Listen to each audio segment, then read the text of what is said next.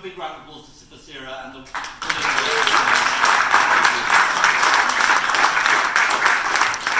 I also want to recognise some other people in the room who are great climate champions. We've got Alan Whitehead here, who's the current Shadow Minister. We've got another Alan Simpson, who has done incredible work. We've got other Labour MPs here. And I think that the point I would make most of all is I think it is very good to be here, particularly on this day, if I can put it this way, celebrating something that was based on the advice of experts, put it that way,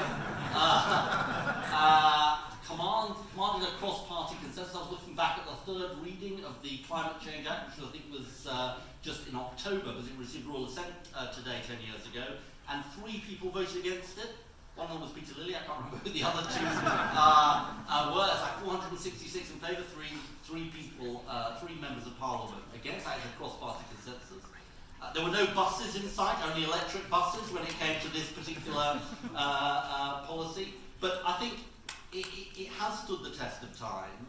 I think Hilary Benn, my brother David, lots of people, John Hutton, who I saw earlier at a reception we were doing, deserve big credit for this. So I think, first of all, this was an incredibly successful piece of policy, but it came to being not because of politicians fundamentally, but because of civil society. And I think we should pay tribute not just to SERA, but Friends of the Earth, all the other green organisations that actually brought this about. Because it was their pressure that actually made this happen. So, firstly, in a world which feels a bit pessimistic, even for me at times, this is something very much to celebrate. But, and there is a but, and I strongly recommend Jake's excellent article on Labour List today, which talks about this. The science has become, we've made progress in the last 10 years. We've cut our emissions back to 1890s levels in the UK, which is partly as a result of the Act. But the science has become more demanding. 1 degree of warming. When I was the Climate Change Secretary, 2 degrees was seen as a dangerous tipping point. Now, even if we kept global warming to 2 degrees, we know that 99% of coral reefs would disappear, or at least based on the IPCC report. A third of the world's population would face extreme heat. Up to 79 million people will be at risk of flooding, and that's even before you get into the potential negative feedback loops once you get to 2 degrees. So the world has changed in that respect, in the sense of science, and you can't negotiate with science. Science is telling us we need to do a lot more. And I think, tonight is about marking the anniversary of the Act, but it's got to be as much about saying we all have to step up our efforts. And if we are honest about this, this is way too low on the political agenda. And we should all take responsibility for that, including me. I mean, it's just not nearly high enough up the political agenda, given the facts we know, and given what the IPCC have told us. Because they told us we've got 12 years to bend the curve of global emissions.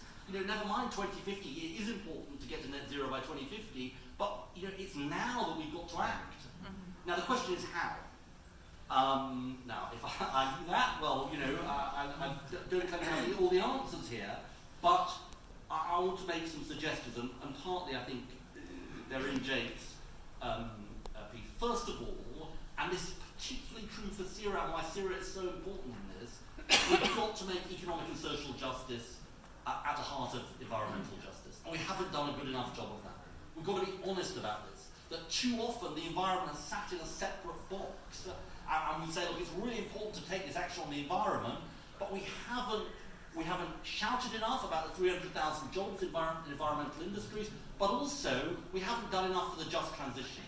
If you want to sort of have, and I'm sorry to sort of make a remark about Hillary Clinton, but if you want to sort of get a sense of why we've got a problem on this, the remark that Hillary Clinton made during the presidential election, which actually was well motivated, which said if coal miners are going to lose their jobs, we've got to have a just transition. The problem is it became, well, we want to put coal miners out of work. Now that wasn't what she was saying, but I think it sort of tells you what some people hear when we talk about the environment. So the just transition, trade unions have got to be at the centre of green industries. Social partnership isn't just important in carbon-intensive sectors, it's important in green sectors too, even more important in a way. The just transition matters. Who benefits matters. One of the things that Alan Simpson has championed a lot is that renewable energy can't simply be about multinationals. It's got to be about municipalities, and I think we should pay tribute, by the way, to all the local authorities for the great job that they are doing in this agenda. But definitely, all of that is fundamentally about showing people going green is not some penalty that you're paying. It's actually about the benefits that people can get from having a better life. And that's the other thing I would say, which is everything from cutting out air pollution, better public transport, better insulated homes, which Jen mentioned. All of those things are going to be fundamental to this agenda. So first, economic and social justice at the heart of environmental justice. Secondly, whether you're a Tory minister or a Labour minister, it's too lonely for you in government, in the sense of, it's all very well for DEC or Bayes to be championing this agenda, but every department's got to champion this agenda, including the Treasury. Especially because I'm a nerd, as you know, I read this amazing paper from the LSE about quantitative easing. Now, who would think quantitative easing, what's that got to do with the climate change agenda? Actually, that paper looks at where did QE money go, and 60% of European central bank money went to carbon-intensive industries, and 50% of Bank of England money went to carbon-intensive industries. Now, that is non-joined-up policy. So, green QE is absolutely, monetary policy has got to be part of the climate change agenda if we're going to take this sufficiently seriously. So, it is about right across government having this commitment. And then thirdly, and this is absolutely sort of at the heart of the Labour movement, it's about power. And what you do about powerful interests. I'm not including Alstom in this, but they're obviously doing good things.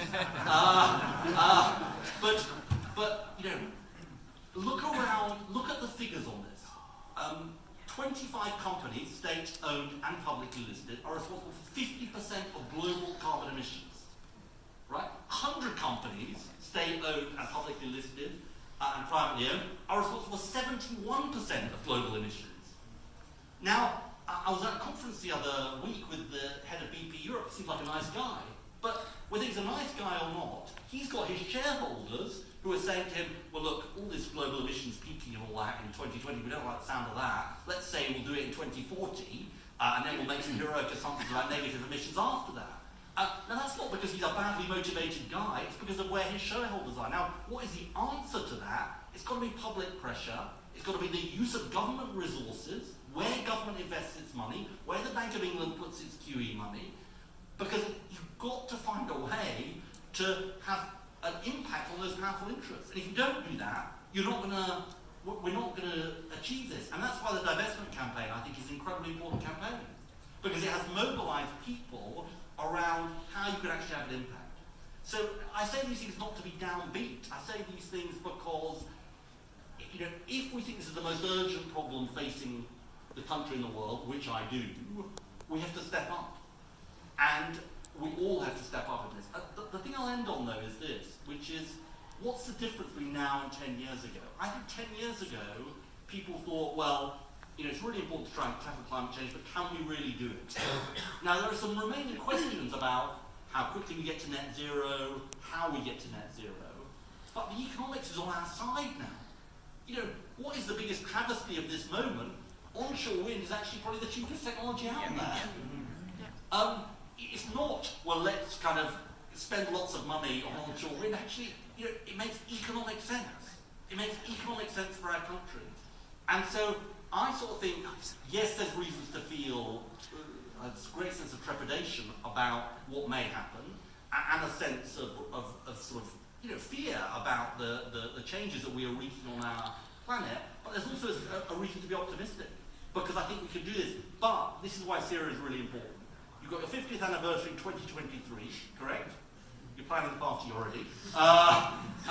Look, it's really important that at the 50th anniversary of SERA, as opposed to 10th anniversary of the Act, we're able to say, look, we put this at the heart of an economic and social transformation with a Labour government. Because that is fundamentally what this is about. If we really take this seriously, if we really think it's that urgent, every policy has got to have a green element to it. This has got to be absolutely the heart and soul of what a Labour government does. I personally think we can do that, and there's a real opportunity with the current leadership to do that, but all of us have to step up and make sure it happens. Thank you very much.